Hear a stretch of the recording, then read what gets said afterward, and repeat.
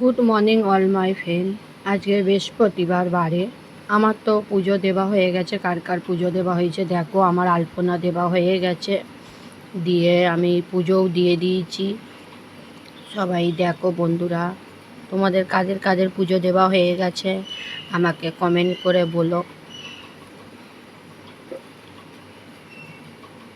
তোমরা সবাই এখন কি করছো? আমি তো ঠাকুরকে ভালোভাবে পুজো দেওয়া হয়ে গেল আজকের বৃহস্পতিবার। কেমন হয়েছে তোমরা কমেন্ট করে জানিও।